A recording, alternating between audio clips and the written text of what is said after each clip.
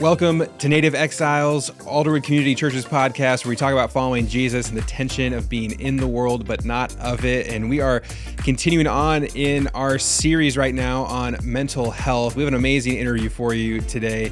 Tristan Collins, who is a licensed professional counselor, and her husband, John Collins, who's co-founder of the Bible Project, wrote a book called Why Emotions Matter. And it is so insightful, so helpful, especially in understanding negative emotions and why they matter and why we should pay attention to them. And so Tristan and I got to have a conversation today around that. I think you're going to find it really inspiring and you're going to learn some new things. So let's jump into it. Tristan, thank you so much for joining us today. Thanks for having me. Well, I loved getting to read your book. I have to confess that my wife was trying to get me to read it for many months, and it wasn't until you agreed to come on our podcast that I actually did what my wife was asking me to do and read it, and it was so helpful for me. So I've been looking forward to this conversation for a long time. I'd love to just start by asking you, how did you get going on this journey? How did you get to the point of deciding to write a book on emotions and why they matter? Why was that important to you? Well, I went to grad school for counseling and psychology, and in grad school, they talk about the value of emotions. So I kept hearing that, and I think what was interesting is that both my husband and I approach emotions really differently. And so when we were first married, we would have a lot of conflict on, specifically about feelings. And how, my husband, John, he definitely didn't like certain feelings, and he really kind of prided himself on being more stoic and thinking that he could compartmentalize and, just kind of like shut off that part of him and just be like a rational robot. Where I tended to have a lot of feelings and big feelings. And because I heard that, feelings are important, I just thought, I didn't really understand what emotions were, and I just thought anything goes. It's just important to express yourself, and yes, instead of really understanding that how you express yourself can be productive or unproductive, and it's more about what you do with those emotions and emotions in general. It's best if we use it to become more self-aware, and so we can make better decisions.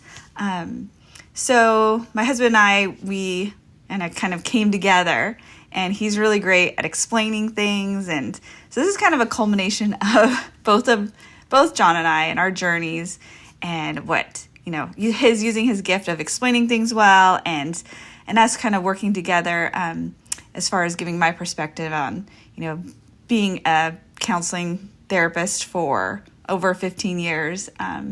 It's part of what I've learned along the way as well. Yeah, I think the different perspective that both you and John brought to the book is part of what made it so valuable. It's probably also why my wife wanted me to read it so badly, is because we mirror you two a little bit. I probably am closer to John of not being super excited about understanding my emotions, and especially negative emotions I don't really deal with very much, if I'm honest. And my wife is constantly telling me, that emotions are valuable and we need to think about them. And, continues to remind me that the last time I cried was when I buried my hamster when I was 12 years old. And that's probably not a healthy thing, which I agree with, but don't know how to fix. But we're not here for that. So I want to ask, help us understand, if we're new on this journey, you're saying emotions are valuable. Help us understand why. So maybe start with what are we talking about when we're talking about emotional intelligence or emotional health? What is that for someone who doesn't have a definition in their mind? Mm-hmm. Yes. I mean, there is a lot of different perspectives. A woman who is a neuroscientist, Lisa Fieldman Barrett, she wrote a great book on how emotions are made that's really shaped kind of how I understand emotions. And really it's about being aware of our body, that we have a body, and it's important, and that our body has, we're taking in information all the time. And so emotions is a way that we can use language to describe a lot of different information that we're getting at once. So, to even just say I'm hungry or tired, right? There might be a lot of different sensations and information that we're getting. But to just say, I'm tired is like a great unified, simple way to describe what my body needs.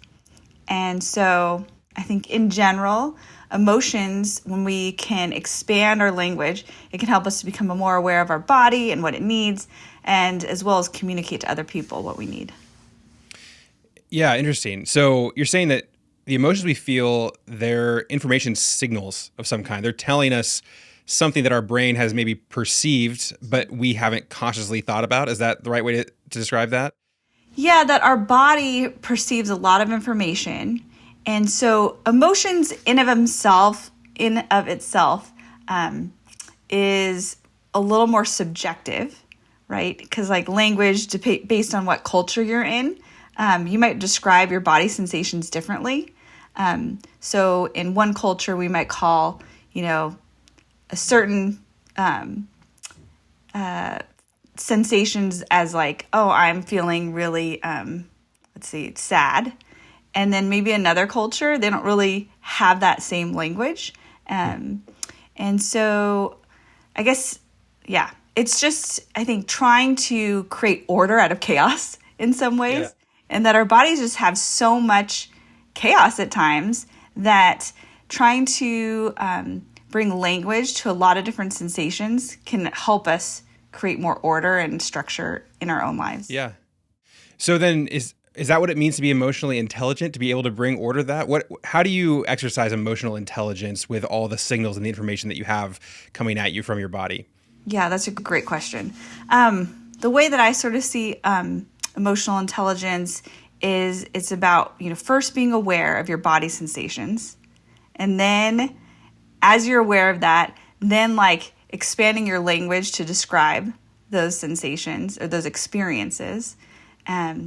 And so once we have that language, then we can communicate that to someone else, or we just know for ourselves, okay, when I'm feeling sad, these are some strategies that I can use to help me, deal productively in my sadness versus maybe more unproductively. So it's really about like awareness and then figuring out what behavior can best help you. Yeah. That's helpful. And so we all experience this. God created us this way. We're emotional creatures. And yet it seems like people respond so differently to emotions or have such different vocabulary, such different, just kind of innate beliefs about what emotions is good for, what it's not good for, how it's helpful or not helpful or whatever. And, you point out that you and your husband, John, came from different perspectives on this. And I think one of the things I appreciate about your book was the way that you pointed out that there are these cultural narratives that we receive as we're raised, as we exist in our society, that are teaching us different narratives about emotions, and some of them aren't helpful. Can you unpack that a little bit? Like, what are some false assumptions or some bad narratives that we have about emotions that it would be helpful to shine a light on so that we might be able to correct a little bit? Yes. Okay. Well, that's a great question, because I think one of the feelings that I think is really interesting to me is I think our culture really values happiness. And the way that I see happiness is that it comes and goes. It's not really something that you should necessarily pursue and hold on to, and that you can even like hold as if it's like something concrete. And yet we chase after it, and people make it their like goal. But what we found is that when people actually make happiness their goal, they tend to be more unhappy. Which is really a big problem, because that is, at least from my perception in our culture today, like a universal thing. I mean, we all want happiness. You ask parents what their greatest desire is for their kids, I think almost every parent will say, I want my kids to be happy. I hear that all the time. Yeah, in interviews, yes.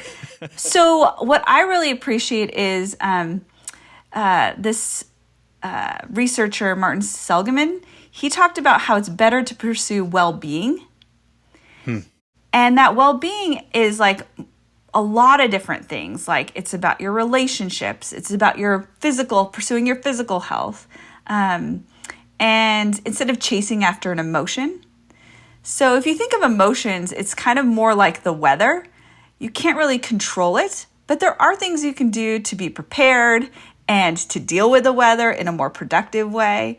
But if we try to constantly chase after the sunshine, there are times when we actually might get tired of that, and that our environment also needs rain, and it needs other things besides just the sun all the time.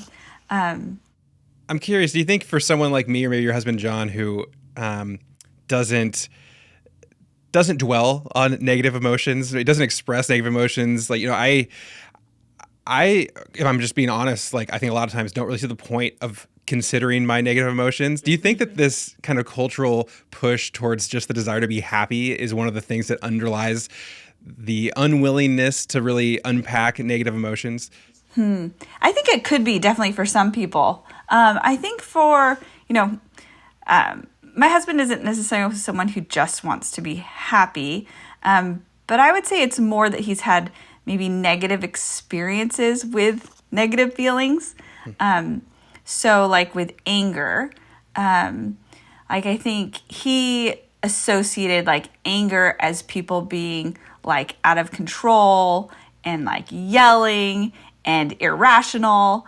And you can feel angry and still, be grounded and not necessarily yell at people.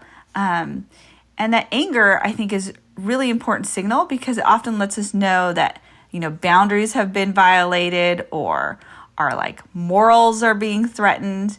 And so I think what he's found really helpful is to understand that emotion in itself isn't good or bad, but it's more about what we do with it. Yeah.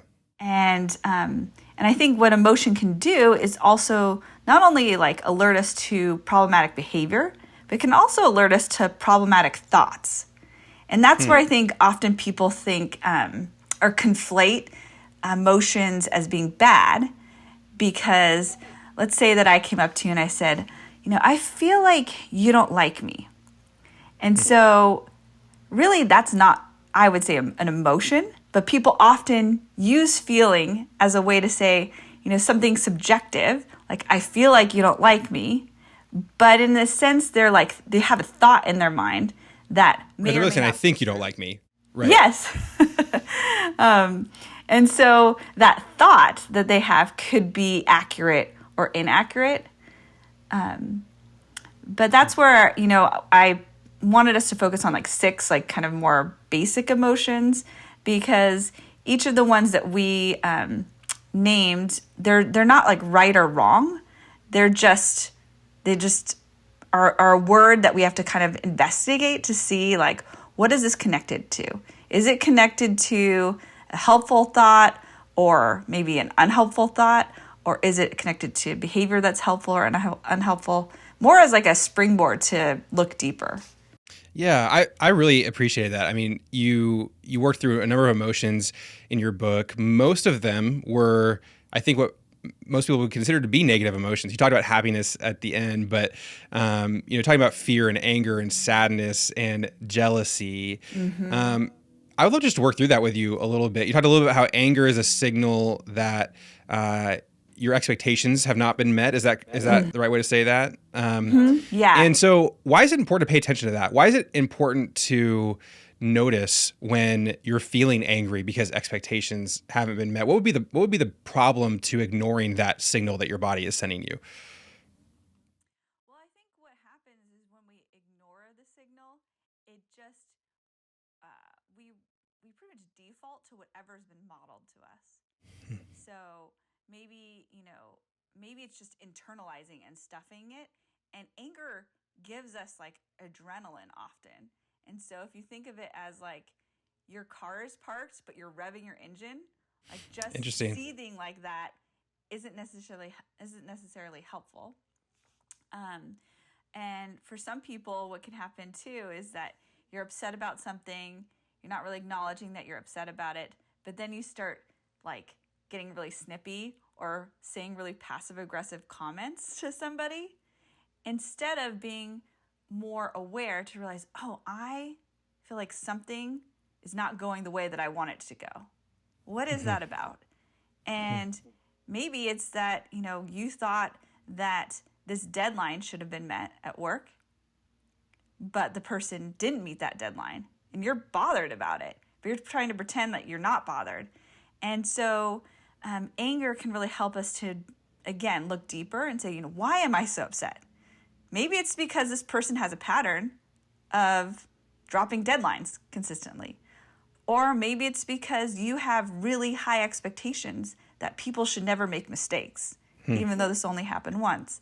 So again, that being aware of what's going on in you and being able to name it as an emotion, I think can help people to become more curious instead of just, trying to push it away or either let themselves do what they instinctually have observed people do when they're upset. Yeah. That section of your book is really helpful for me because I have always seen myself as somebody who doesn't really get angry, very even-keeled. And I didn't necessarily have a point of pride in that, but it was my own understanding of who I was. I didn't feel anger deeply, and it was easy for me to let things go. And then a few years ago, I struggled with, for the first time, going through a prolonged season of anger that I couldn't drop, that I couldn't just move on from. And I tried really hard. There was, and what was going on was there was just, there was some strife and some hurt that I had in some professional relationships, and I just couldn't get past it. And I was rehearsing conversations in my head over and over again. And, I felt this anger that I just couldn't get rid of.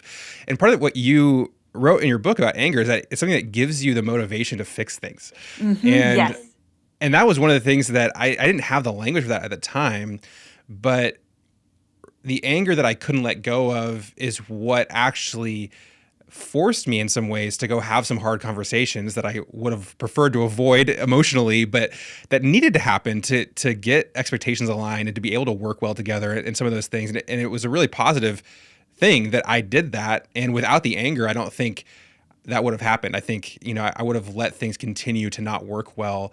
And the anger is what gave me that motivation. And you put that together in a way that was really helpful for me. Oh, that's so great. Yeah, that I think it's sort of like, in your car, it's like a check engine light. Like no one likes the check engine light going on. It's frustrating. But at the same time, if you just ignore it, then it's like something's trying to tell you there's a problem that needs to be addressed, right?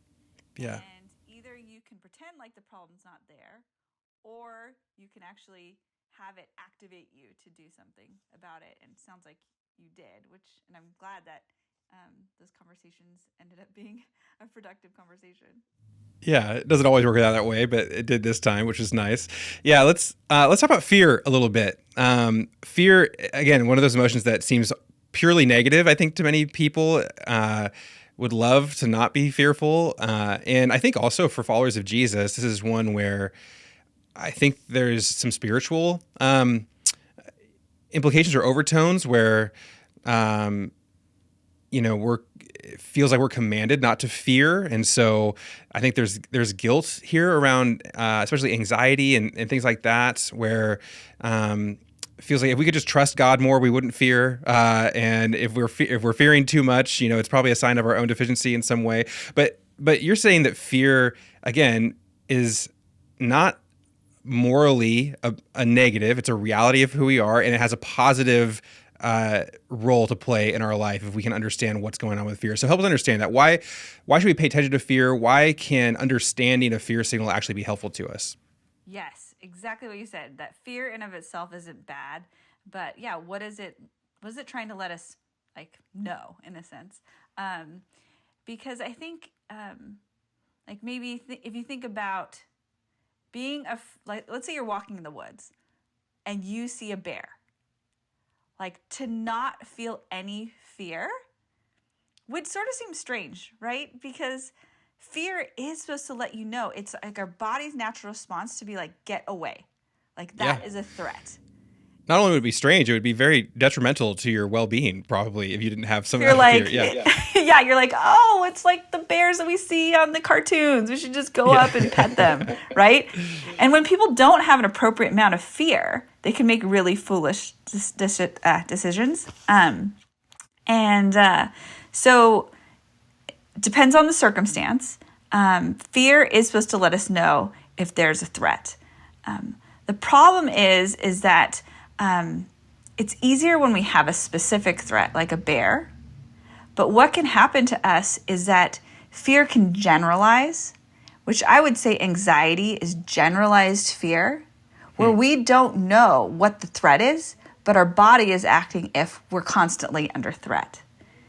And that's where anxiety can be really detrimental, right? Because when you have a threat like a bear and that bear leaves, your body can relax and you know the threat's gone. But with generalized anxiety, you're acting as if the bear is always around and you never really can get rest. So going back to like the spiritual aspect of that, I think it's interesting because, again, I don't think God is saying fear is bad, but fear the right things, right? Don't be afraid of people who maybe you think that they're like going to badmouth you and make you look bad, and that's like the most horrible thing. But if you can fear that, like, oh, like I am more concerned with like how God sees me or God's perspective, like that's actually more important to me. I'm going to prioritize that more. Then it's like, in a sense, giving you perspective about that fear. It changes the direction that you're looking. So, yeah, I think it's more about looking at what are you afraid of? What's the reason that you're afraid of those things? Because maybe it's a good reason. Like, I'm afraid of skydiving. Like, not everyone has to do that. But let's say that you're afraid to have a hard conversation with somebody like your wife or your partner. And you're afraid to have a hard conversation because it's going to make you uncomfortable. And, they probably won't like what you might have to say. But ultimately, it's like, is this conversation going to bring an opportunity that we could actually get closer and find a resolution in our conflict or another problem? Then maybe, you have to face that fear. So one of the metaphors that I talk about in the book is that fear is like a dragon. You got to know, like, when is it wise to like run and stay away from the dragon, or when do you need to like stay and you need to fight? And that when you fight that dragon, that you'll actually gain more freedom. So it really does take discernment on what to do with our fear. Yeah. It's interesting how, it's, in one sense, it's very obvious to understand why God gave us fear. I mean, what you're talking about, where it's not going to be good for us if we don't want to keep our distance from the bear, like that's not going to help us thrive.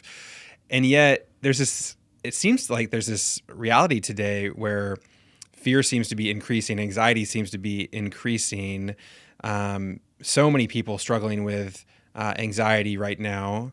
And yet, at least in kind of the bear examples of the physical dangers, the things that are going to threaten our life and our physical health, you would think that we would be doing okay today in the modern world. There's certainly still all sorts of dangers out there, and we all drive cars around most of the time, and that's a somewhat dangerous thing to do. But in general, we have locked front doors and enough food to eat, and at least I haven't had any predatory animals in my backyard anytime recently.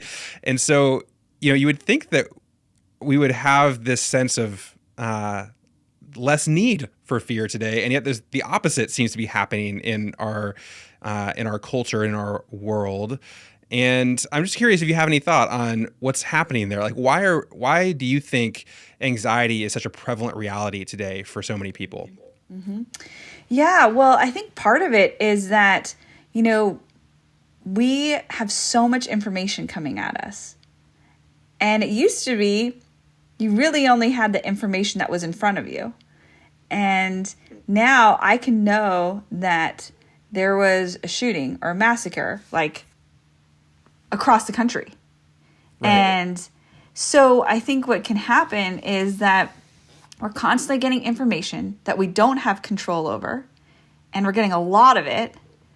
And so it's activating us as if it just happened in my neighborhood, as if it just happened to someone, close by.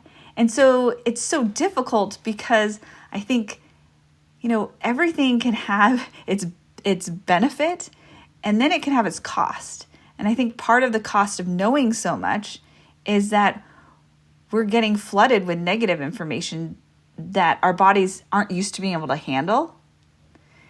And so, like you said, I remember my husband even just reminded me, because I'm definitely like more cautious and, cautious and like fear-oriented than my husband. And so he'll often tell me like statistics about like, danger and cars, that you're more likely to be killed in a car accident than you are by sharks, things like that. And does that work really well? Not that much. It kind of can help, but I think when it comes down to is, okay, remembering what is going on right now. And I think I have tried to be more mindful about not following the news all the time, and being really careful about what, I really only get written forms of news. I don't like to watch any like shows, because they will show graphic images or things like that. So I think it is, again, it's trying to be aware of that our bodies are created for threats, but immediate threats, not these like more future or less like close threats that we're getting all that information all the time. Does that make sense? Absolutely. Yeah.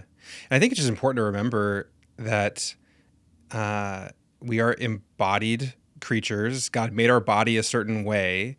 And the fact that something is possible today doesn't mean that we were created to be able to handle it. We're finite. Like the fact that it is possible today to understand every bad news story that's happening around the world does not mean that you are actually capable of handling that in any sort of healthy way. And that's just a reality that you can't escape, even if you want to. If you wish you could, it's just a reality that's not how God wired us. Yes.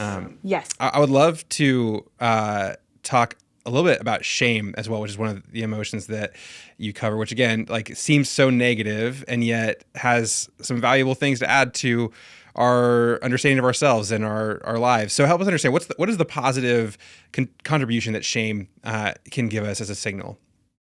Yeah, I think what's helpful with noticing that you're feeling shame is that, one, just understanding that everyone feels shame, and that when you're aware of you're feeling shame, I think the natural instinct with shame is to hide that feeling or avoid that feeling, when really the best way to deal with shame is like bringing it to the light.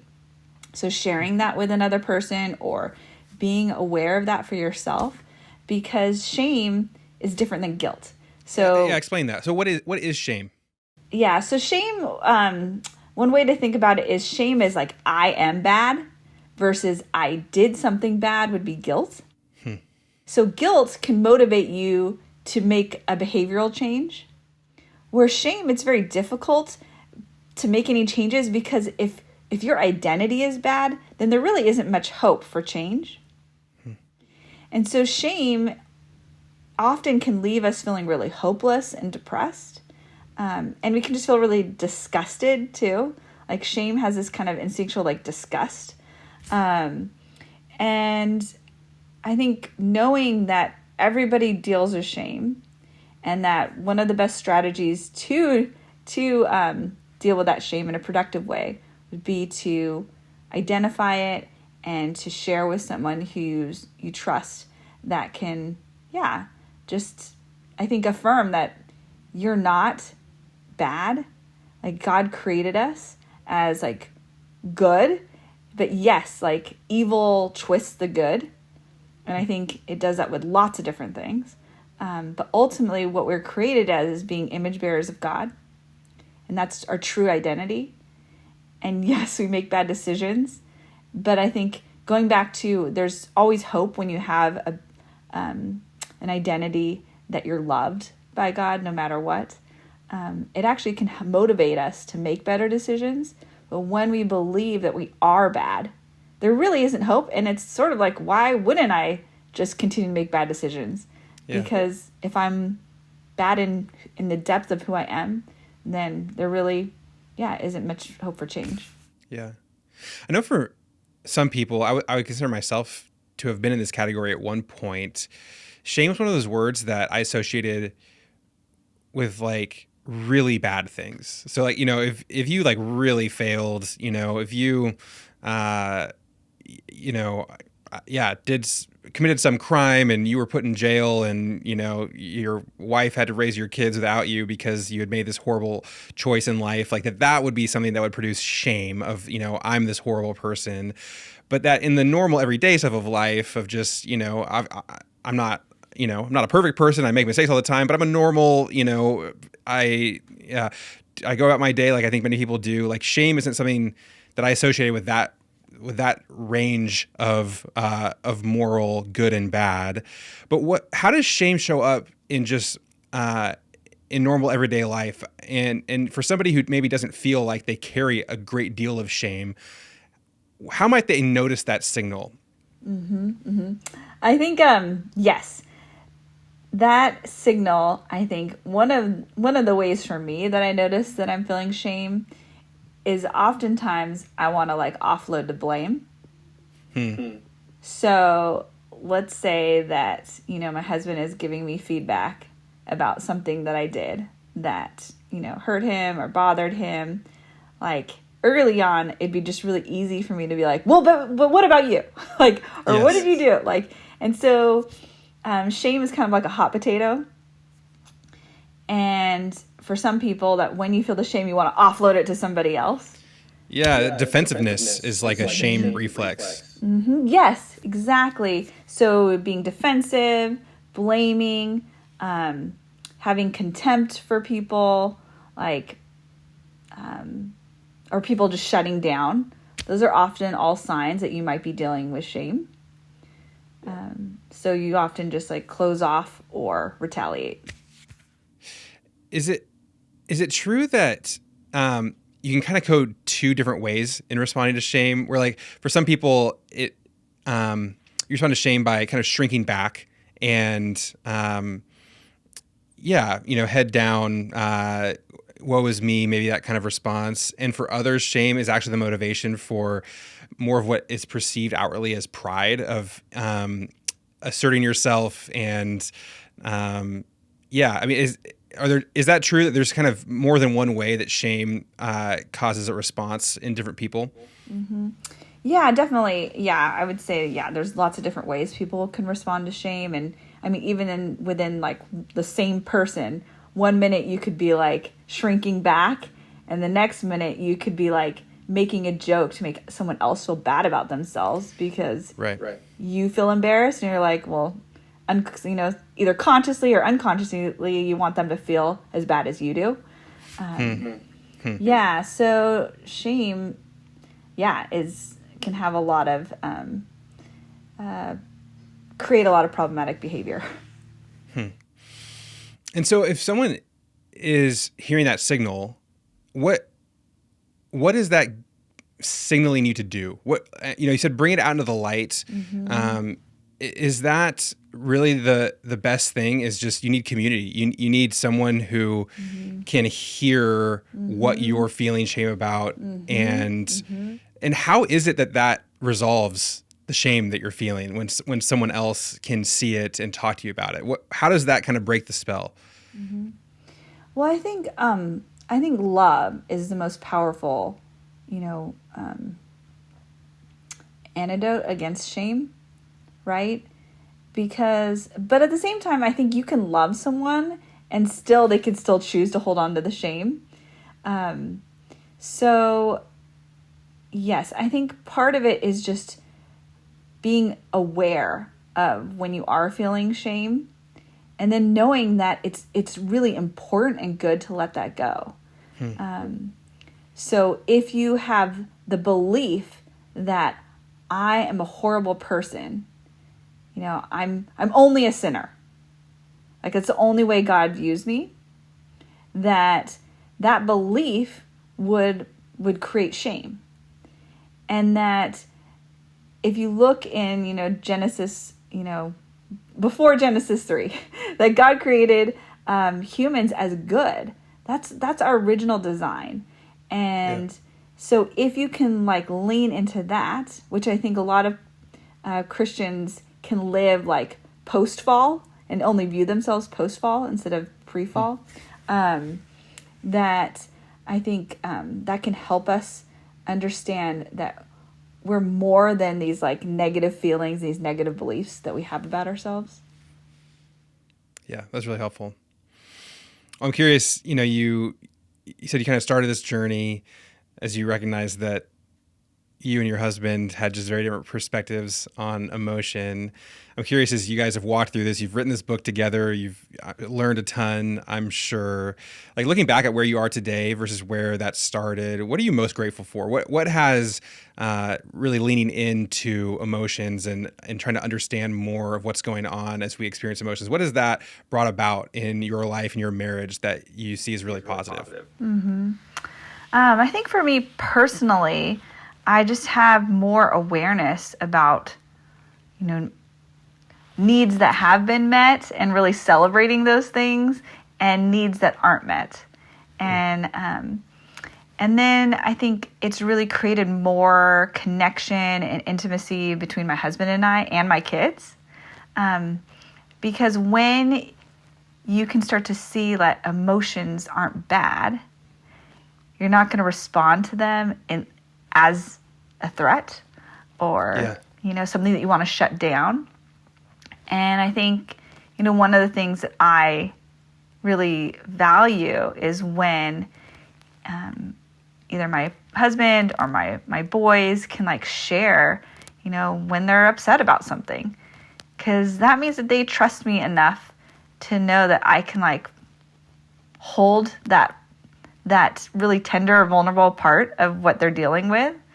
And also that they trust that, I'm there to support them to deal with the problem that they're dealing with. And maybe it's not a problem they can resolve, but I think it is a really sacred thing that when you can be with people when you're feeling pain or vulnerable and just have that presence, I think is really powerful.